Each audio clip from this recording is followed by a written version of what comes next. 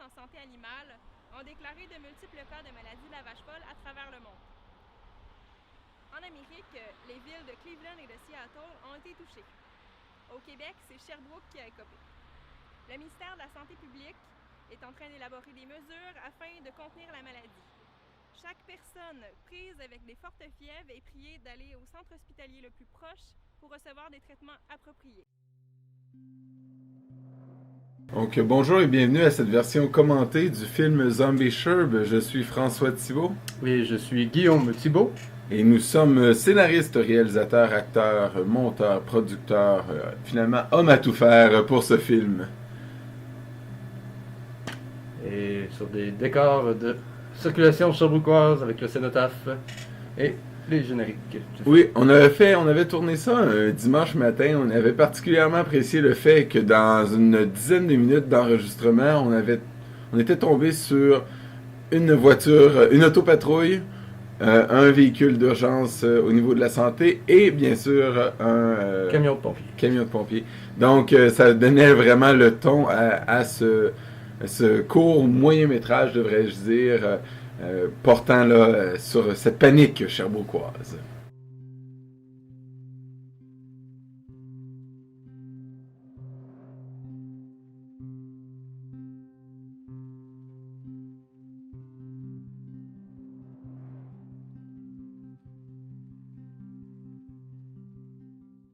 Vous écoutez Bonjour Sherbrooke. Ouais, nous sommes maintenant à CFAC. Nous avons réussi à avoir accès à ces locaux grâce à Monsieur Serge Langlois, le directeur général de CFAC. À l'écran, nous avons Manuel Pelletier qui était à ce moment-là sur le conseil d'administration. Et donc, on a tourné ces scènes de radio le samedi 6 juin 2009 et on tient à remercier, ou à souligner plutôt, Manuel et sa voix uniforme qui nous a permis de faire des raccords d'excellente façon. Donc, qui a vraiment facilité le montage de la scène. Donc, on parle aussi, à l'intérieur de ce bloc-là, il y a un bloc de manchettes. Et initialement, lorsqu'on a rédigé le scénario, on voulait tourner les scènes, donc montrer un petit peu plus de visuel. Mais la scène d'accident là, nous causait quelques problèmes. Ça nous a fait changer d'idée. Effectivement. Donc, c'est ça. C'était vraiment beaucoup trop de préparation et de matériel pour finalement une scène qui aurait duré 3 secondes. Environ, oui, tout à fait. Nous ne pouvons dévoiler son nom puisque la famille n'a pas encore été contactée, mais je peux vous dire qu'il habitait la région de Sherbrooke. Nous avons aussi appris que l'enquêteur en chef du SPS a décidé de demander l'aide du gouvernement dans cette histoire compte tenu de certaines irrégularités découvertes sur le corps. Pendant ce temps, la dépouille sera transférée à la morgue du CHU. Alors, restez branchés à CFAC 88,3 FM pour connaître tous les détails de cette affaire au cours de la journée. On va continuer en musique avec Jaune et son succès Tibout. Bon, commence maintenant le matin humain. Oui, donc le groupe Jaune dont on entend la chanson Tibout dans cette séquence nous ont permis d'utiliser la chanson. Donc, on trouvait la chanson plutôt enjouée, qui amenait une certaine vitalité, un certain dynamisme à la scène. Donc, on voit ici l'utilisation du transport en commun, une valeur importante pour nous. Oui, qui est véhiculé à travers le film. Ça, c'est tourné au pavillon Egan de l'Université d'Ottawa, avant les rénovations. Avant les rénovations, oui. Donc, le samedi 16 mai 2009. On voit ici aussi des brochures qu'on a empruntées. On l'a dit en même temps. Empruntées chez Sears et où on a prétexté un voyage pour notre grand-mère. Et bon, à ce moment-là, elle était déjà décédée. Donc... Oui, et François, avec aucune préparation, mais sort ça comme ça chez Sears Voyage. C'était très bien. Très agréable. Oui. On remarque aussi particulièrement pour ces séquences-ci, donc à l'agence de voyage, mais de façon générale, dans l'intérieur de tout le film, la plupart des dialogues ont été improvisés lors du tournage. En fait, cette séquence-là au complet, le personnage n'existait même pas, il s'est présenté une journée, puis on a improvisé une interaction client. Oui, tout à fait, donc avec Monsieur Brillant, là, comme on l'appelle. Mais l'ensemble du film, là, ça suit la même lignée, c'est-à-dire on avait quelques idées générales, mais on n'a jamais vraiment porté attention sur le contenu aux virgules et aux points proches. Ouais, puis si les gens avaient des suggestions ou qui étaient plus à l'aise de dire la phrase d'une certaine façon, on était bien à l'aise avec ça. On allait pour le jeu naturel. Tout à fait. You gonna deal with this? Yeah. You better. Because you're gonna fix it! Donc, ici, cette scène-là a été tournée devant le bureau de la commission des lésions professionnelles sur la rue Loy à Hull. On cherchait un endroit avec le fameux panneau bleu du gouvernement. Donc, c'est un endroit qui était plutôt simple pour nous. Et un samedi matin, c'était plutôt tranquille aussi. Donc, Guillaume, pour cette scène-là, une des rares scènes où Guillaume n'a pas été présent, parce que pour l'ensemble des autres scènes du film, on était toujours les deux réalisateurs, scénaristes présents. Exception de la scène avec le premier ministre, c'est ça. Oui, exactement. Exception de la scène avec le premier ministre à la fin, qu'on en reparlera un petit peu plus tard. Donc, c'est ça. Mais pour la plupart des scènes, on était vraiment toujours soit un derrière la caméra et l'autre faisait la réalisation, ou inversement. Donc, retour avec Manuel, là, qui poursuit donc son travail à titre d'animateur radio. D'ailleurs, cette journée-là, c'était la première fois qu'on rencontrait Jasmin. Oui, Jasmin qui est notre preneur de son aussi, qui fait la musique originale d'ambiance. Total. Oui, donc j'utilise le site total.ca qui est maintenant fermé, qui est un site de recherche de livres, de vente de livres en ligne. Et on voit Guillaume donc utiliser son vieux téléphone archaïque. Et toutes les scènes qu'on voit ici dans ce dialogue-là chez Guillaume, dans l'appartement à Guillaume, ont été tournées par Guillaume lui-même. En utilisant l'autre scène, l'autre plan de vue comme rythme. Oui, pour faire le rythme, pour répondre finalement là, à l'interaction. Oui, parce qu'elle a la même durée que l'autre plan.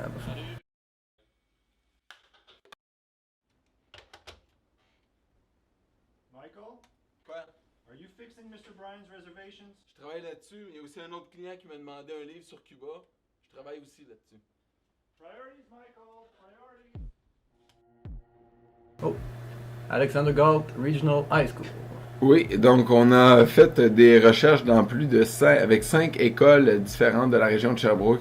Et c'est finalement Serge Béliveau, directeur à l'époque de Alexander Galt Regional High School, qui nous a permis donc de tourner à l'intérieur des lieux de son école.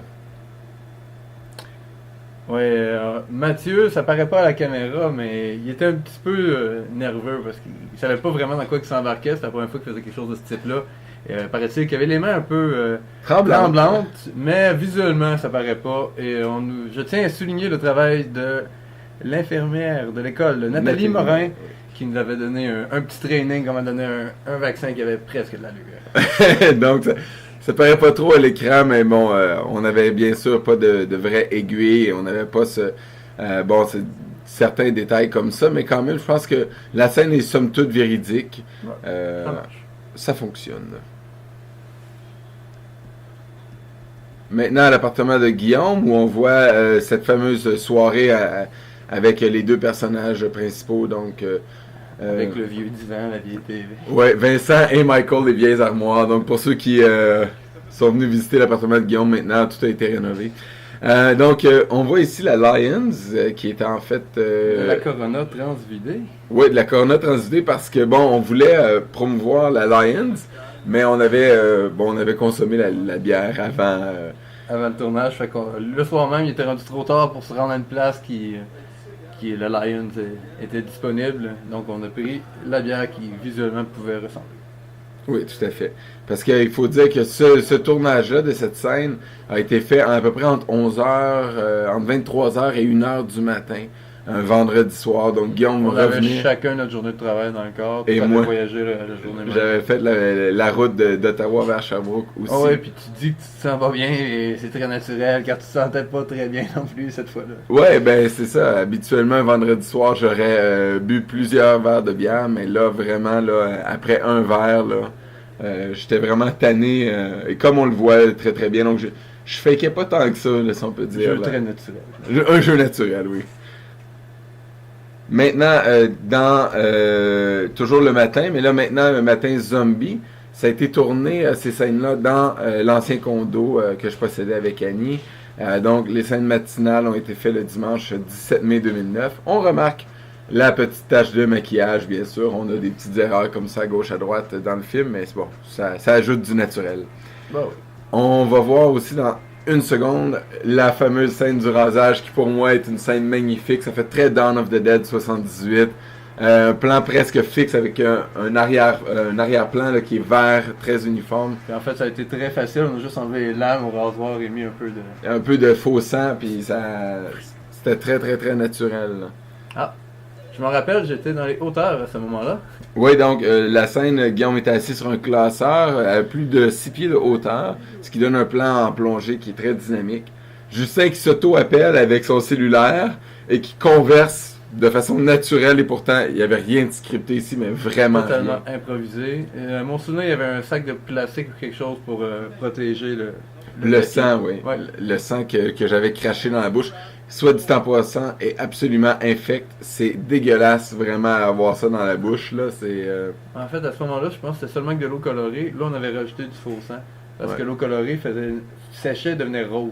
Oui, tout à fait. On le remarque d'ailleurs sur le Ouais, t-shirt. il y a trop de sang. Là. On avait peut-être mis un peu trop. Là. On s'était donné. Donc, Donc, ça avait été repris plusieurs fois. ouais, moi j'ai un souvenir de 5. Guillaume dit au moins une dizaine de fois, possible. Entre 5 et 10, disons. Et il s'y donnait de plus en plus à toutes les fois. Ouais, honnêtement, c'était vraiment très très douloureux pour le pied à la fin de la journée. J'avais vraiment une douleur au pied. Alors, je me rappelle quand il a tué le jus d'orange. Oui, Oh, faudrait que je retrouve ça pour les bloopers. ouais. Donc on voit ici la première attaque en réalité, le de zombies du film. Et Justin, qu'on voit qu'il détourne le regard de la plaie parce que Justin n'aime vraiment pas la vue du sang.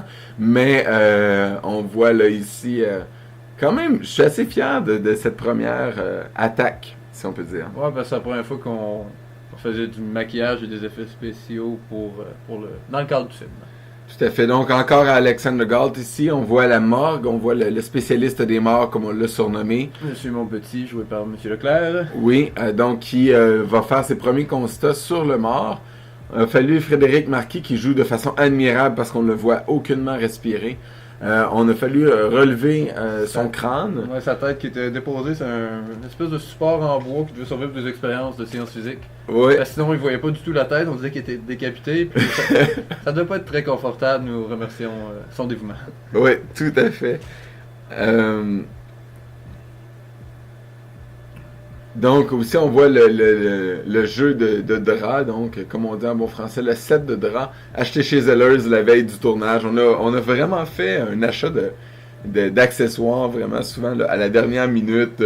Un petit peu improvisé. Oui. Ça avait été tourné une journée de semaine parce Ouais. qu'on avait Alexander Galt, on avait accès pendant une semaine, je pense que c'était au mois de juillet. au mois de juillet, début juillet, la première semaine de juillet 2009. On avait eu accès pendant toute une semaine. Finalement, on a utilisé 2 jours et demi de tournage. Donc, une demi-journée pour préparer le set, si on peut dire, et 2 journées de tournage en tant que tel. Donc, encore là, une super collaboration de la part de la direction de l'école qui nous a permis là, d'avoir des scènes beaucoup plus crédibles. Le gouvernementeux qu'on a vu donc en conversation ici. Les scènes du gouvernementeux sont également tournées au pavillon Hagen de l'Université d'Ottawa toujours. Et mon cellulaire qui fait une 2e apparition dans le film. Oui. Attendez la 3e.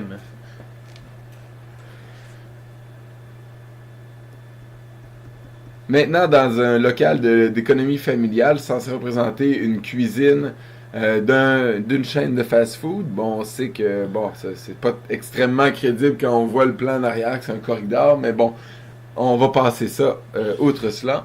C'est quand même mieux que ça avait été fait dans une cuisine en particulier. Oui, tout à fait. On a, pour cette scène-là, on est allé acheter dans encore là, une chaîne de fast-food, pour ne pas la nommer, une vingtaine de hamburgers sans condiments. Et vraiment, les employés, quand ils nous ont vu arriver avec cette commande-là, nous ont vraiment trouvé un peu étrange. Surtout que ça avait été acheté comme un dimanche soir à 8h, quelque chose comme ça.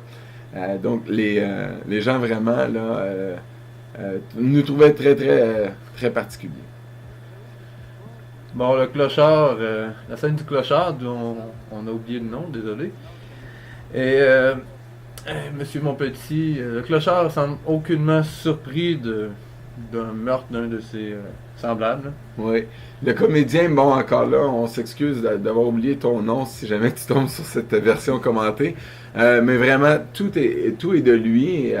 C'est le maquillage, donc il s'était mis du papier journal dans le visage, les vêtements, il a déchiré ses propres vêtements, avait fourni la bouteille d'alcool, le sac, tout ça était à lui. Vraiment, encore là, ça ajoute une variété au film, parce que nous, quand on fournissait les choses, c'était souvent un peu, bon, provenant des mêmes endroits, le même type de vêtements, C'est tout ça. un peu dans le même style tout le temps. Là, quand les gens amenaient avec leurs choses, ben, ça rajoutait un dynamisme, dans le fond. Oui, une variété, là. Visuel. Tout à fait, ouais. Oh, aucun intérêt pour ce numéro de téléphone. Là. Et là, ici, on voit une petite scène de hockey. Très difficile à tourner d'ailleurs, hein? Ça paraît pas, là, mais la stabilité est excessivement difficile à obtenir. Mouvement rapide, puis... Oui. Donc, on salue les caméramans qui filment du hockey chaque semaine. Et on remarque aussi, je dirais, une semi-erreur. Avec le recul, on voit vraiment que c'est une erreur parce que l'employé du fast-food qui vient de se transformer est malheureusement encore entièrement humain et décide de quand même agir comme un zombie, attaquer un semblable, si on peut dire. Je pense que quand on a tourné ce qu'on disait qu'il était en cours de transformation, on disait qu'il n'était pas encore rendu visuellement zombifié, mais... Ouais, même pour nous, là, je pense qu'avec le recul, on a beaucoup de misère à se justifier. Ouais. On voit ici Étienne et Marc-Olivier qui courent, donc ils vont faire partie du Quatuor, là, le Quatuor... le groupe de survivants le groupe de survivants principal du film, très bien dit ça. Et Étienne qui n'était pas participant, qui n'était pas là lors de la première scène de hockey, et finalement était présent pour la poursuite. Donc, en fait, la scène de hockey a été tournée après la fuite. Ça, c'est des choses qui arrivent des fois. Exactement. Donc, c'est quelque chose que on a quand même réussi à raccorder parce qu'on le voit un peu plus tard que Étienne fumant, son personnage qui fume, donc on peut dire qu'il ça suggérait qu'il fumait là, à ce moment-là. Oui. Donc, encore à la morgue, donc le spécialiste des morts qui revient. Une petite anecdote, Frédéric en cours de tournage, donc le zombie, à un moment ou à un autre, le directeur passe pour voir si tout va bien.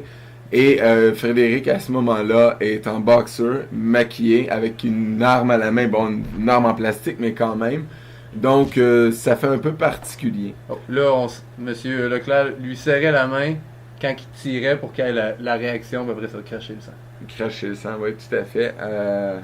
Quand même bien... Méthode qu'ils ont développée entre eux autres, me semble. Oui, tout à fait, on n'avait rien à voir là-dedans. On voit ici Jasmin qui est venu porter un communiqué de presse. Donc, comme on le disait tout à l'heure, Jasmin qui est notre preneur de son et dans toutes les musiques d'ambiance originales du film, on lui doit une fière chandelle en termes de toute l'ambiance sonore du film.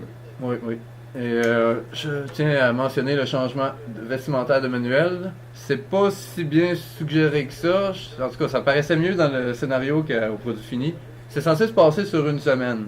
Puis c'est surtout ça, l'animation radio qui change de t-shirt qui suggère cette idée-là. Exactement, parce que des fois on passe, on va le voir un peu plus tard dans le film, on passe de la nuit au jour, donc on comprend là, qu'il y a eu une coupure, mais on n'a pas réussi à rendre cette semaine ouais.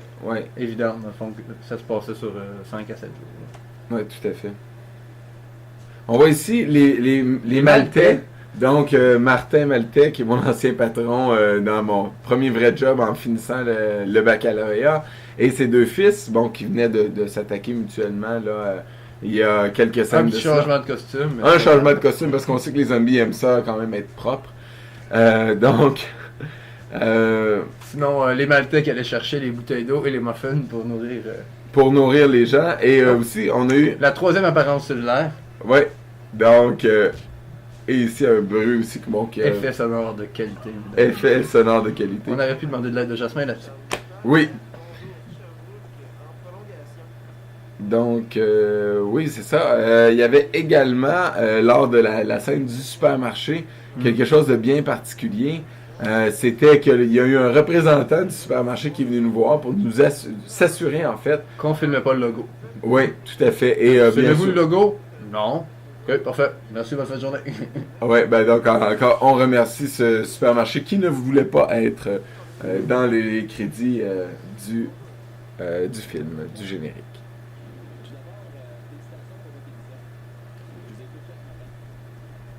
Nous sommes à recevoir les appels téléphoniques. Les voix qui ont été faites très très tard En production. ouais. Oui, en fait, 3 semaines avant la première à Ottawa, donc au début décembre, le 3 décembre, les discussions téléphoniques n'étaient pas encore enregistrées. C'était ma voix qui servait de filler, en fait, lorsqu'on avait enregistré Manuel en 2009. Et ce n'est que 3 ans plus tard qu'on a finalement raccordé avec des voix donc de collègues et d'amis à Guillaume, qu'on remercie, Vincent et Charles-André. Charles-André, dans ce cas-ci. Ce que le gouvernement nous dit pour se faire rassurant, c'est évident là, que les citoyens de Sherbrooke sont en train de se transformer. Je sais pas en quoi ils sont en train de se transformer. Mais à moi, ça me semble pas du tout normal tout ça. Puis à vous, hein? À vous, qu'est-ce que ça vous semble? Je prends un autre appel. Oui, bonjour. Je reviens tout juste de l'épicerie, puis ben, j'ai vu quelqu'un se faire attaquer pendant qu'il mettait ses sacs dans la valise. Ben, quand les voleurs sont partis, ben, je me suis approché de la victime, mais dans le fond, elle n'a pas été volée, mais elle a juste été mordue au sang. Fait que j'ai appelé une ambulance, puis ben, j'ai attendu avec la... Ouais, au début on avait 3 appels de prévus, puis je pense qu'en On a bien fait d'en couper un. Il y a beaucoup de scènes comme ça qu'on avait voulu tourner, puis finalement on a coupé au montage final, parce que vraiment le rythme du film s'allongeait, puis en fait se ralentissait, là, le rythme en tant que tel. Là maintenant on a quand même un rythme qui est somme toute quand même agréable à regarder. Mais il manque un peu de suspense donné par des scènes avec aucune action. Ce serait peut-être ma critique personnelle du film. Chaque scène a une action, chaque scène a une situation, a un revirement. Et on remarque dans d'autres films de zombies cette différence en termes de montage. On voit ici un homme qui a fait son jardinage. Et on l'avait jamais vu lors du montage sur les écrans, nos écrans de 17-20 pouces dans notre salon, dans la chambre. Mais bon, sur l'écran de 40 pieds au cinéma Bytown, on l'a remarqué. Là. on l'a remarqué. On remarque aussi Location Sévigny, donc qui nous a aidé, qui nous avait loué une camionnette à très bon prix. Donc on remercie Danny.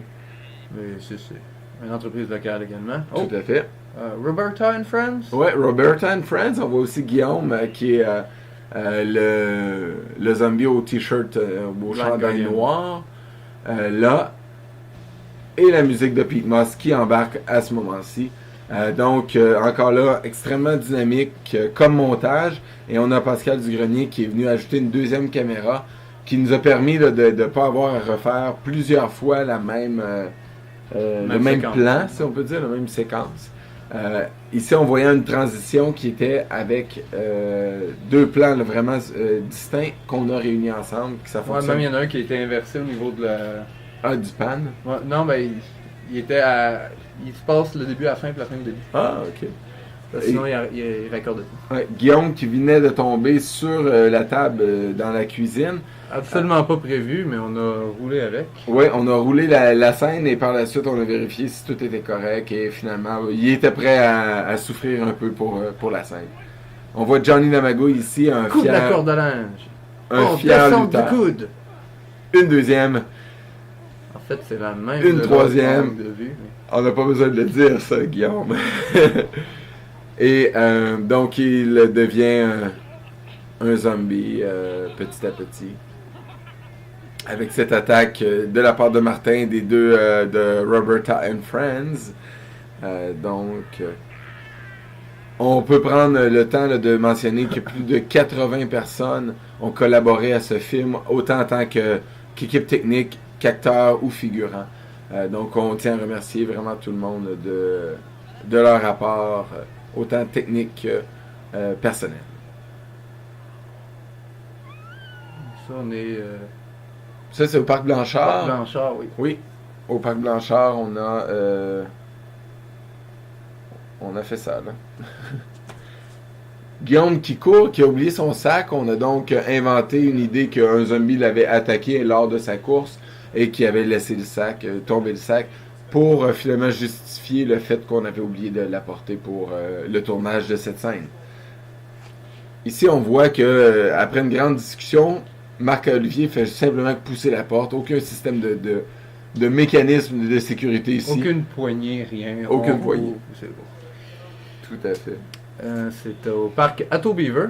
Oui, Atto Beaver de l'arrondissement de Lennoxville. Et On avait obtenu toutes les autorisations de la part de l'arrondissement. Et la seule demande qui avait été faite de leur part, c'était tout simplement d'attendre que les parties de soccer se terminent avant de commencer le tournage. On a dit qu'on était capable de vivre avec ça. Bon, de toute façon, on voulait peut-être de quoi d'un peu plus sombre, justement, fait que ça marchait bien dans ce sens-là aussi. Oui, tout à fait. C'était crédible aussi avec l'élément où il s'était sauvé de leurs différents endroits, donc du parc de hockey pour Marc-Olivier, pour Étienne, et de l'appartement pour Guillaume. Et donc ça va en logique, dans la logique. Guillaume qui surveille, on voit au loin les premiers zombies dans le fond, le grillagé ici. Donc il commence à s'approcher. Et initialement, encore là, cette scène durait environ 3 minutes, mais vraiment, ça ne servait absolument à rien de voir quelqu'un regarder l'herbe pousser. Donc, on a décidé de réduire ça là, au minimum pour comprendre qu'il y avait une attente, une certaine ronde de vérification, mais sans plus. Étant donné qu'il n'y a rien qui se passe, ils sont fait regarder. L'attente est assez suggérée comme ça. Tout à fait.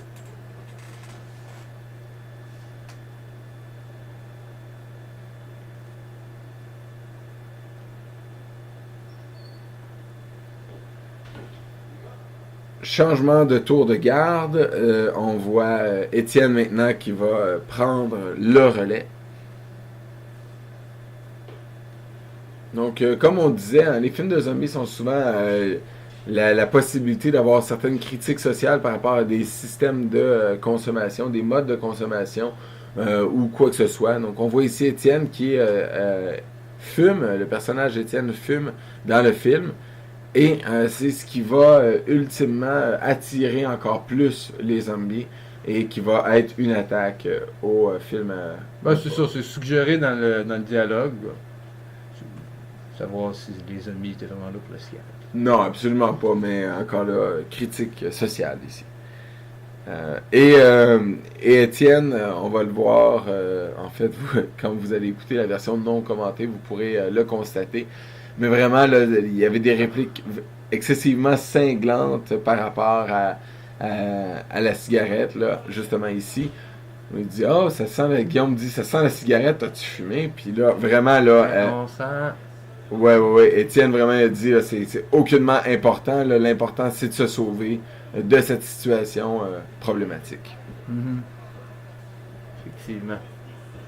Et dans quelques secondes, je vais établir un plan que je ne suivrai pas par la suite. Oui, mais ce qui est extrêmement important dans un film de zombies, on voit que le sens, la volonté de se sauver soi-même avant de sauver les autres est vraiment bien démontrée. Donc Guillaume voulait tout simplement sauver sa peau. Donc c'est ce qu'il explique là ici. Il dit, allez-y en premier et ensuite je vous suis. Et là il va laisser passer Étienne. Le premier. Au moins pour... Et là il le suit. Ce qui est bien aussi, c'est qu'au niveau de la continuité, on n'a pas fait cette erreur majeure. Martin qui est tombé. Ouais, Martin qui était toujours le zombie prêt à se faire ramasser par des cross-checks. Ouais. Et par n'importe quelle violence ici. Je tiens à souligner que Étienne est le nom d'un acteur et aussi le nom d'un personnage. Ouais, donc quand on parle ici de tous les noms qu'on utilise dans la version commentée, c'est le nom des personnages, des acteurs, et non pas des personnages. Alain Bald. Alain Bald, oui. Je me rappelle à la première Cherbouquoise, j'avais oublié de l'inscrire sur la fiche, là. Vincent me dit, hey, lui, il a pas payé. Je dis, c'est Alain Ball. Fait que Alain Ball est rentré sans problème. Donc, on voit ici, on remarque une bière et une autre dans une autre prise qui avait tombé sur le sol. Donc, Alain, qui était le propriétaire à l'époque du dépanneur, nous avait permis de ne pas payer la bière, mais on se sentait un peu mal, donc on avait finalement acheté le 6-pack. Elle était un peu bossée et rendue maquillée. Oui, tout à fait. Et là, Manuel, on va le voir, va bloquer sur une virgule ou un point, en fait, Une formulation. une formulation. Quoi? Et c'était tellement naturel que ça a été conservé. Ouais. Premier tournage ouvert au public. Oui, donc premier tournage à la vue du public qui a eu lieu le 7 juin, dimanche 7 juin 2009, Ouais. et qui a eu lieu au plateau Saint-Joseph. On remarque dans cette scène-là, la scène du plateau Saint-Joseph, Alcides qui était sur le côté gauche, qu'on avait certains représentants là, de communautés culturelles, si on peut dire, différentes. Puis ce qui était super le fun, c'est qu'on a des gens qui venaient de la Colombie, des Mexicains, des gens bien sûr du Québec, du Canada et tout ça, mais aussi de tous les âges, de 12 ans jusqu'à 55 ans. Vraiment, ça a été un projet qui a attiré les foules, les masses, aussi au niveau du cast et du crew. Et juste avant, c'était des séquences de la Zombie Walk qui avait eu lieu en 2009, qui avait été organisée par Nat. Nat, oui. Moi, j'étais allé tourner ça seul là, pour faire des images supplémentaires pour le film. Exactement. Ouais, d'ailleurs, comme extra, je devrais avoir une petite vidéo étendue de ça. Ouais, sans doute. On voit ici, après plusieurs écoutes, on ne comprend surtout pas et comprend absolument pas pourquoi Catherine avait décidé de klaxonner les zombies ici. Non, ça s'intimide pas, les amis. Et donc, poursuit. On remarque ici la lumière, le phare avant gauche, si on considère sur la voiture, qui vient de brûler. Ouais, il mais brûle en au moins, deux scènes. ça marche pour le reste du film. Ouais, donc dans la poursuite, dans la continuité, ça fonctionne. Là, ici, c'est Michel. la scène qu'on voulait initialement tourner sur la 610, au bout de la 610, au coin de la King. Qui, pour des raisons évidentes, on ne voulait pas se mêler avec le ministère des Transports. On a finalement demandé à la ville de Sherbrooke et aux policiers s'il y avait la possibilité de tourner dans le parc industriel. Et l'autorisation a été accordée. Ouais, rue Pépin. Oui, sur la rue Pépin. C'est une des scènes où on a eu le plus grand nombre de figurants et d'équipes techniques. Donc, une équipe technique là, et des figurants, environ 25 personnes étaient présentes ce soir-là.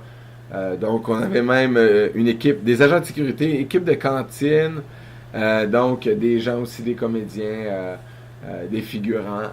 Et aussi beaucoup de voitures quand même, là, quelques 5 voitures là, qui ont été mobilisées pour le tournage. C'est une des scènes qui avait le plus de monde. C'est sûr que ça faisait un peu plus de gestion de personnel un peu. Ouais. Et par chance, ni toi ni moi avions à être dans la scène en tant que telle. Donc on était à la caméra et à la réalisation. J'étais dans la voiture. C'est vrai, Parce que t'étais dans la voiture. Je parle avec Michel. Mais tu as bien raison. Ah ben, on peut pas se rappeler de tout. Ben non, mais c'est vrai que t'étais dans la voiture. Souffrance. Ouais, grande souffrance. Ça m'a fait tellement mal. On remarque à peine qu'il manque une personne à l'arrière. Ouais. C'était la même journée que l'affaire du hockey. Ouais, donc Étienne qui n'aurait pas pu se libérer pour cette journée-là. Qu'on a tricoté comme on pouvait. Exactement. Ici, l'université de Sherbrooke. Alcides qui est de retour. Ouais. Et donc, on remercie, au passage, on voit beaucoup les autobus de la STS. On remercie beaucoup les chauffeurs qui nous ont permis à certains moments d'emprunter les autobus. Et on n'avait pas demandé d'autorisation à la STS. Et vraiment, ça a été, oui, vous pouvez filmer à l'intérieur ou filmer, j'ai 2 minutes encore. Bonne collaboration, dans le fond. C'est sûr, ils n'auraient pas sorti de leur horaire pour ça, mais si ça rentrait dans leur horaire, ça ne causait pas de problème. Tout à fait. Donc, on arrive au meilleur plan du film, selon moi. Le plan sans cote, là, ouais. Ouais. Donc, où on voit Étienne qui va quitter sous peu la voiture. Et on conserve la caméra à l'intérieur de la voiture et on le retrouve à l'extérieur. Et là, on les voit pousser. Ça semble plutôt facile à pousser d'ailleurs la voiture. Ça a l'air plus facile que celui à Stéphane. Ouais, Petite inside joke de soir de première. ouais. Et donc, on va voir que le quatuor se sépare. Ici, il y en a deux qui vont être attaqués, donc vont décéder. Et regarde avec quelle facilité je passe par-dessus le break à bras. Ouais. Pour sortir, parce qu'il y a un astic de gros zombies de l'autre bord. Hein. Poliment pour M. Lamagouille, là. La magouille, tout à fait.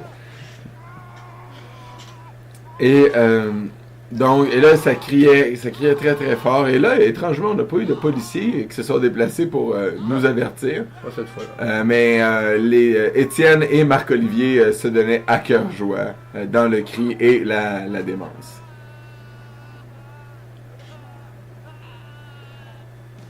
Bon, musique citée. Ouais, ben Musique Cité, on avait, pour nous, c'est important aussi de démontrer que les zombies redevenaient d'une certaine façon un peu humains. Donc, il y a quelques scènes comme ça là, qu'on a entrecoupées où on voit là, les zombies faire des choses du quotidien. On a conservé particulièrement cette scène du Musique Cité. On remercie Sylvain, le copropriétaire du Musique Cité, ainsi que Jean-François Ouimet, qui agit à titre de caissier dans cette scène et qui travaille également chez Musique Cité. Et qui nous a suggéré le CD pour la couleur qui ressemblait à un cerveau ou du sang, je suis plus certain. Oui, c'est vrai. Mais et tout le monde qui sont dans cette scène en tant que figurant zombie ou acteur zombie semblait connaître le groupe, mais pas ni Ouais, Guillaume non. ni moi. Donc, Il sort pas en vinyle. ouais, c'est... Non. Il y a de la misère à sortir l'argent de ses poches. Ouais, et là, pendant ce temps, et l'autre zombie, tel une rapace, décide de voler le CD à l'autre zombie. Mais par contre, avait oublié que chez Musique Cité, on entre, mais on ne sort pas. Donc, elle n'est pas en mesure... Vous allez écouter son CD. Ouais, donc elle est prise là, accroche le board avec les demandes des groupes musicaux.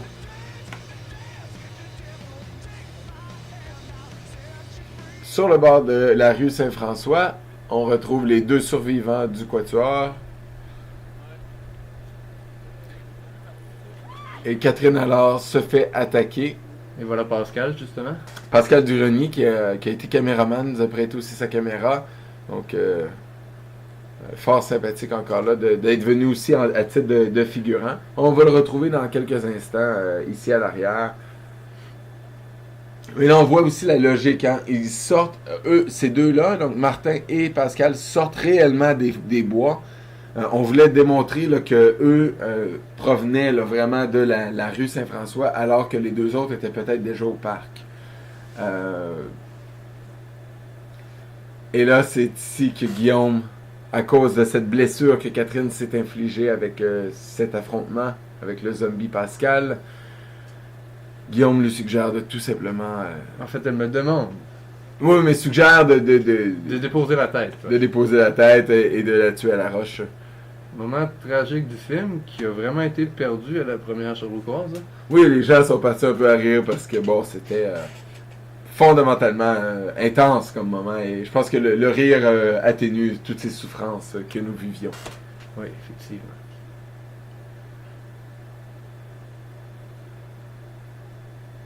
Bon, dinner is served.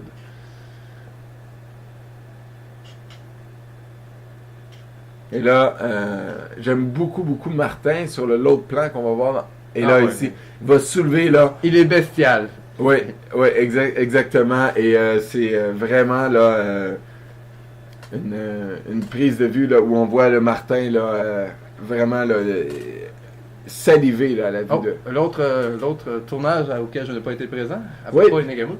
Poinégamouk, donc la salle de l'âge d'or, la salle de David Chénard, où on voit le politicien, donc le premier ministre, qui est en fait le père des frères Thibault, André, et qui se fait attaquer par son fils. Richard, le troisième ici. frère, ou le premier, dépendant de par où qu'on se met à compter. Et donc la caméra, donc le caméraman également qui va décéder ici là. Faut clairement, étant donné que ça se passe hors caméra, on sait pas ce qui arrive au caméraman. Mais... Tout à fait. Donc, et l'horaire de la vaccination. Donc, vu le ministre de la Santé qui était fort satisfait des résultats. Ouais, on est à fin octobre. Autour du 12 octobre, si je me souviens bien, il faisait environ 2 degrés Celsius ce matin-là. Ça va peut-être monter à 5. Regardez, ceux qu'on n'a jamais vus avant, ou même ceux qu'on a déjà vus avant, sont nettement mieux habillés. Oui, on les voit avec des manteaux d'hiver et tout ça. Un exemple de dévouement. Steven Gosselin ici. T'as-tu du linge de rechange? Ben ouais. Chez nous. À 30 minutes de voiture. Donc, vraiment, Steven, Merci. On te remercie. Alors, on voit ici son ami ou son frère, je me souviens plus trop, qui avait également... Des bottes de pompier. Des bottes de pompier à tout le moins, donc. Et ça se termine sur un générique. Encore là, une deuxième chanson originale du duo Alexandre Martel et Olivier Dupuis. Oui. Olivier Dupuis qui était Monsieur Briand. Qui était Monsieur Briand qu'on a vu un petit peu plus tôt. Et donc, on les voit, plutôt on l'entend ici dans la musique et on voit l'ensemble des acteurs et figurants. Et c'est un très très beau projet qui, au total, aura pris probablement 7 ans de notre vie. Pas à temps plein. Pas à temps plein, mais quand même. Il y a beaucoup d'années qui ont passé là-dessus. Hein? Ouais. Et on voyait donc tous ces gens-là. Donc. C'était impressionnant de voir tout le monde qui a participé. Là. Ouais.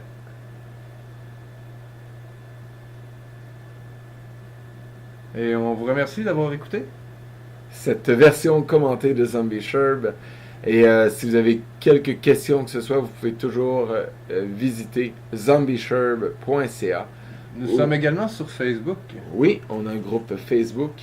On n'est pas sur Twitter par contre, mais bon, il n'y a pas de besoin. Diverses chansons qui passent dans le film. Ouais, donc vous voyez beaucoup de Jasmine Norris, un petit peu de Pete Moss, un peu de Slavko. Ouais, la chanson. La chanson de la marche finale, comme on appelle. La marche finale qui durait presque 3 minutes dans sa version originale. Ouais, et là à 40-45 secondes, c'était parfait. Et là ici, tous les lieux de tournage et les remerciements proprement dit.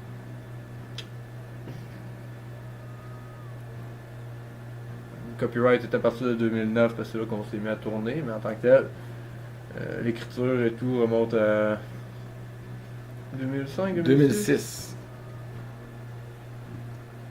Donc, on vous remercie à nouveau. Et au revoir. Au plaisir de Zombie Québec. Zombie Québec, oui. Ça s'amplifie. Merci Guillaume. Plaisir, François. Stop ça.